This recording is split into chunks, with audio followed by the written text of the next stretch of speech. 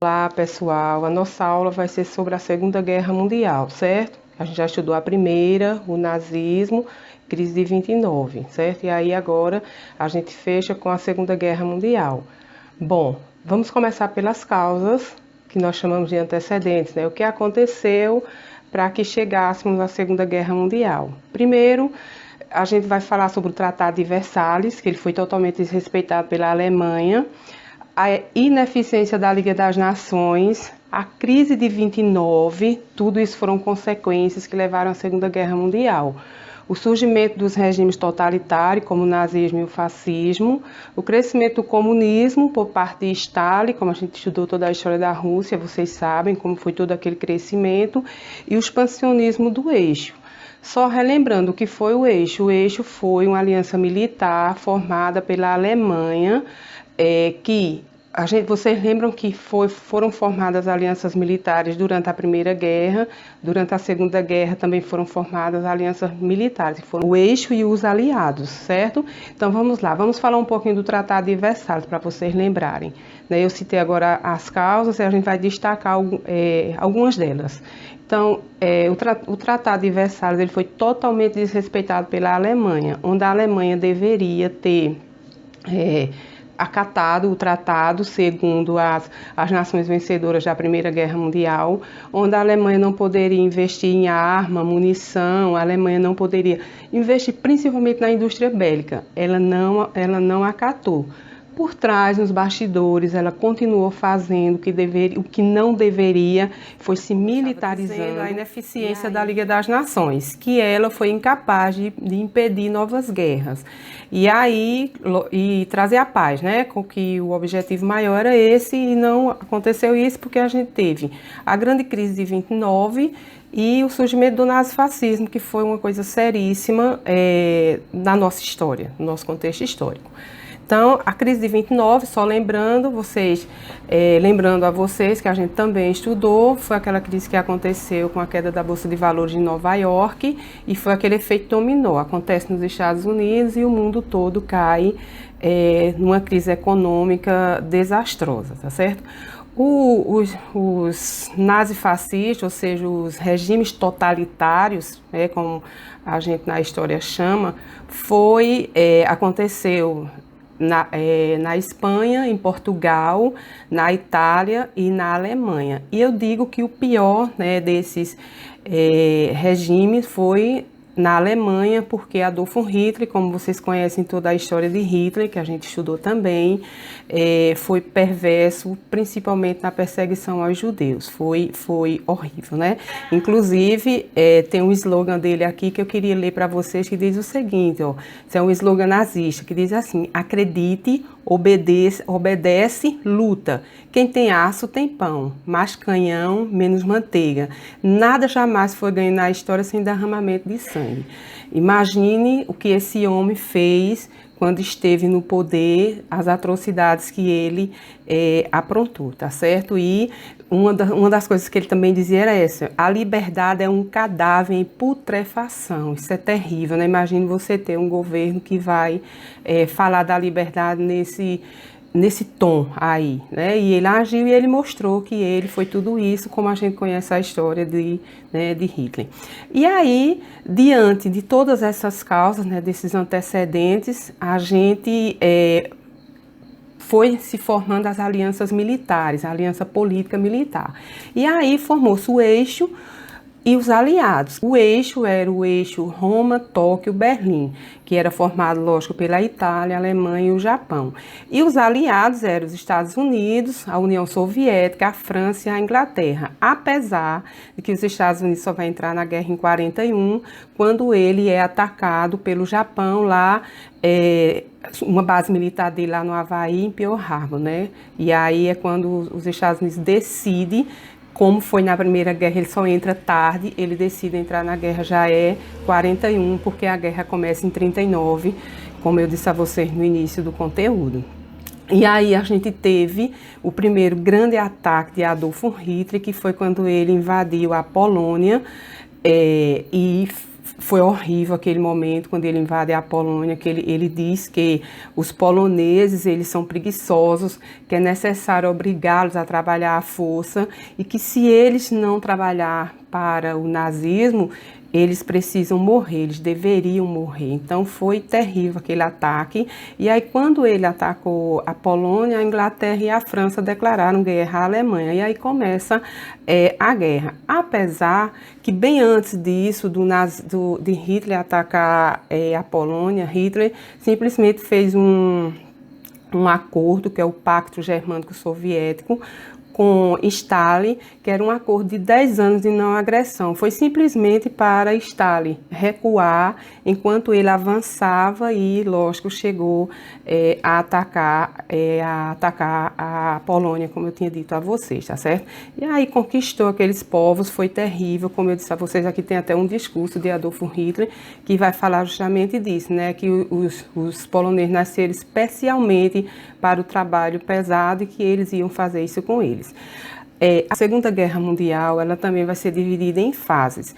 E a primeira fase a gente chama de a fase do avanço do eixo, quando o eixo ele vai dominar, porque lógico que foi Hitler que iniciou a guerra, então ele vai dominar a frente de batalha de 39 até 41, certo? E ele chama isso de ataques relâmpago, porque ele achava que ele ia dominar o mundo. Nos diversos ataques que ele fizesse relâmpago, ou seja, muito rápido, ele dominaria esse mundo, cada país que ele atacasse, ele iria dominar, mas não foi como ele pensou. Mas enquanto isso que estava havendo o avanço do eixo, o Japão estava ocupando ilhas no Pacífico, a Alemanha, né, vai invadir vários países, como por exemplo, a França, a Escandinávia, a Holanda, a Bélgica, e aí começa toda a guerra. E em 41 o Japão vai atacar os Estados Unidos, como eu disse a vocês, e aí os Estados Unidos entram na guerra. No momento que os Estados Unidos entram na guerra, começou a segunda fase da guerra, que aí os aliados dos Estados Unidos entrando, ele é forte, como a gente sabe, e aí os aliados começaram a contra-atacar. E aí, a partir de 41, o eixo começa sofrendo derrotas. E a maior das derrotas do eixo foi quando Hitler atacou, né, Stalingrado, mas aí foi um ataque sem sucesso, foi um derramamento de sangue muito grande. Primeiro, ele não imaginava que ia enfrentar aquele inverno rigoroso dos russos, né, lá em Stalingrado. E aí, para você ter uma ideia, para vocês terem uma ideia, né, ele mandou 285 mil soldados, só voltaram 94 mil soldados e 24 generais. Então foi horrível para Hitler, que foi a primeira grande derrota dele, e a partir daí, essa derrota terminou em 43, essa batalha durou muito tempo, só terminou em 43,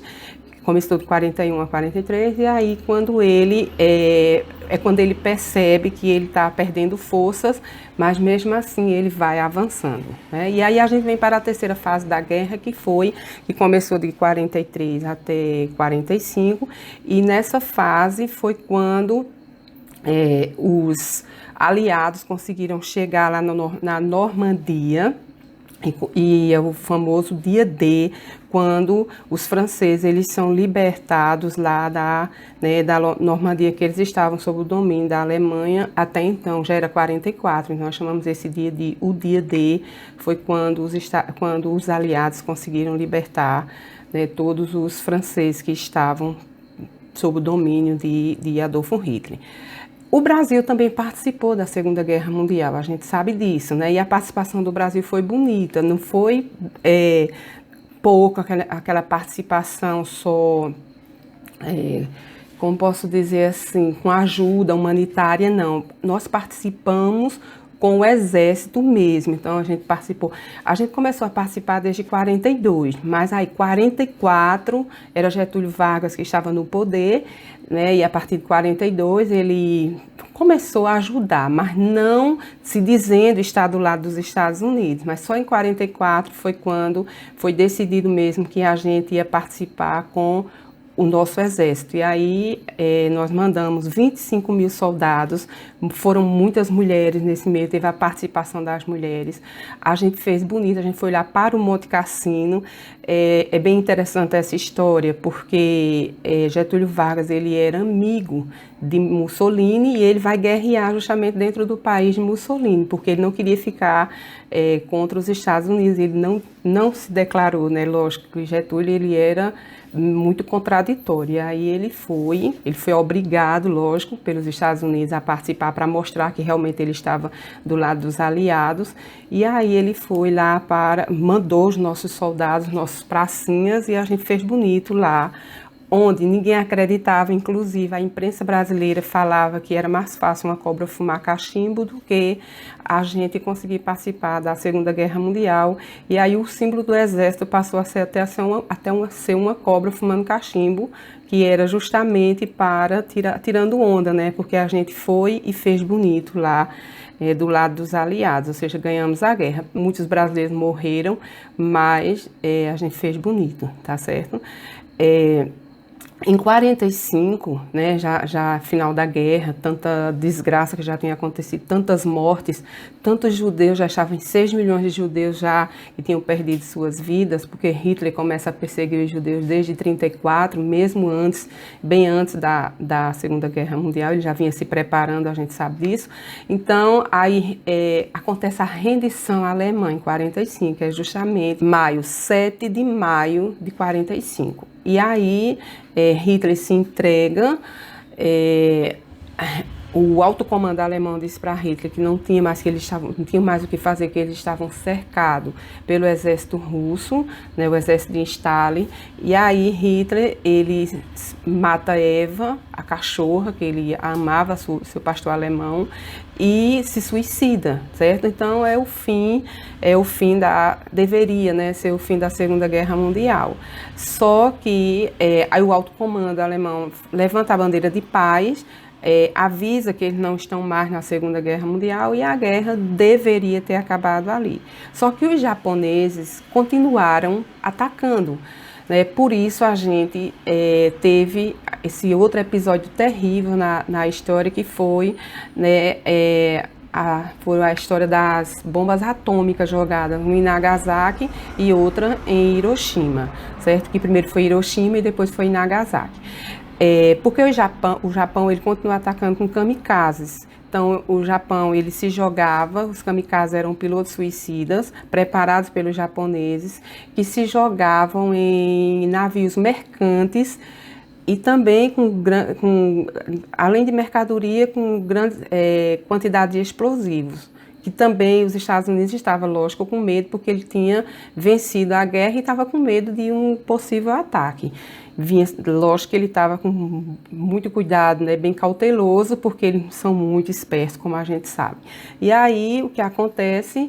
O Japão ataca alguns navios mercantes norte-americanos, e aí o presidente dos Estados Unidos, que era o presidente Truman, ele decide que as bombas atômicas estavam prontinhas, e ele decide que vai jogar exatamente em Hiroshima, e ele justifica jogar essa bomba dizendo que a guerra era para a guerra acabar num tempo mais rápido e poupar vidas. Só que a gente sabe que não foi isso que aconteceu, porque as bombas jogadas foi um desastre, né? 140 mil pessoas morreram em Hiroshima e 80 mil em Nagasaki. Na realidade, eles queriam atacar Kokura, que era uma outra cidade, mas estava protegida por kamikazes, e aí eles foram na cidade alternativa, que foi Nagasaki, e aí foi o desastre que nós conhecemos da bomba atômica, que o Japão sofre com lesões genéticas até hoje, certo? E quais foram as consequências dessa guerra? Se na primeira a gente teve 9 milhões de mortos, você imagina que na segunda foram 55 milhões de mortos, né? 35 milhões de feridos. e 20 milhões de órfãos, 190 milhões de refugiados. Então foi foi uma coisa séria para o mundo, foi muito sério. Você imagina o medo das pessoas por conta dessa guerra, certo? E aí a gente tem como consequência esses desastres, esse monte de vidas aí perdidas, como eu acabei de dizer a vocês, e o mundo agora ele passou a ser o mundo bipolar. Por que o mundo bipolar? Porque a gente agora tinha duas nações poderosas. Quando terminou a Primeira Guerra, a gente tinha uma nação poderosa que era os Estados Unidos. O restante estava tudo à mercê, ou seja, submisso aos Estados Unidos. Terminando a Segunda foi diferente, ficou os Estados Unidos e a União Soviética, que estavam do mesmo lado, como vocês sabem, pertencia à mesma aliança militar, que era a aliança dos aliados, mas eles não eram amigos porque eles eram divergentes, politicamente falando, eles eram divergentes, e um era capitalista e o outro era socialista. Então, não tinha como esses dois países ficarem no mesmo lado, ou seja, no mesmo palanque. Agora a gente vai enfrentar uma outra guerra, que é a famosa Guerra Fria, que a gente vai falar disso depois, tá certo? Mas a gente tem como consequência o famoso mundo bipolar, ou seja, o mundo agora estava dividido num bloco socialista e num bloco capitalista. E lógico que cada um ia correr para ver quem era que ia comandar mais, tá certo? A Europa ela vai mergulhar numa crise profunda, é lógico, os Estados Unidos, de novo, se sobressai e presta ajuda ao mundo, lógico, com juros e correções, como a gente sabe disso. Nós avançamos muito, muito nessa guerra na questão tecnológica, tá certo? Porque se a gente avançou na tecnologia na primeira, vocês imaginam o quanto a gente avançou na Segunda Guerra Mundial. A gente tem como consequência também a criação da ONU, que é a Organização das Nações Unidas, com o mesmo objetivo de trazer a paz mundial. A gente sabe que isso não aconteceu porque foi desmanchando o palanque da Segunda e começando a Guerra Fria, tá certo? E os efeitos da bomba atômica foi horrível. O presidente assume toda a responsabilidade de ter jogado a bomba, né? Decide e assume toda, nunca foi punido por isso, certo? E resumindo, para a gente finalizar o conteúdo, as nações vencedoras se reúnem, ou seja, os aliados, para decidir de novo o destino da Alemanha. O que é que vai acontecer com a Alemanha? Na Primeira Guerra foi o Tratado de Versalhes e agora foi a Conferência de Potsdam, certo? Que conferência foi essa? Onde os aliados se reúnem para traçar o que vai acontecer com a Alemanha a partir dali. E a Alemanha foi obrigada a devolver todos os territórios que ela tinha conquistado. Vocês imaginam a quantidade de territórios que ela tinha conquistado, os Sudetos, né? A Alemanha foi desmilitarizada porque ela precisava... Eles tinham medo que a Alemanha avançasse de novo e chegasse para uma terceira guerra mundial, então ela foi totalmente desmilitarizada. Criou o Tribunal de Nuremberg. Que tribunal era esse? Justamente para julgar os criminosos de guerra, principalmente aqueles que mataram os judeus. Lógico que não foi só para que todas as vidas deveria, né, ter sido poupada, mas assim, a chacina com os judeus foi uma coisa horrível. 6 milhões de judeus perderam suas vidas simplesmente porque eram judeus e Hitler não gostava deles, certo? E aí também houve a desnazificação, ou seja, o fim do nazismo. E a Alemanha foi dividida em 4 zonas de ocupação. Imagine que ficou parte da Alemanha sendo dominada pelos americanos, parte pelos soviéticos, né, no comando de Stalin, parte pela Inglaterra e parte pela França. Foi daí que, posteriormente, a gente teve a divisão do Muro de Berlim. E a Alemanha ela é dividida ao meio, porque aí vai ficar a zona capitalista e a zona socialista. E para finalizar esse conteúdo, né, finalizando a história da guerra, o mapa mundi não foi mais o mesmo, assim como aconteceu na Primeira Guerra Mundial. Da Segunda, o mundo foi, né, redistribuído das nações, as nações nascem, nações deixam de existir, e assim a gente termina o conteúdo da Segunda Guerra Mundial. Espero ter ajudado, certo? E qualquer dúvida, vocês me procuram, pode tirar as dúvidas, e é isso, gente.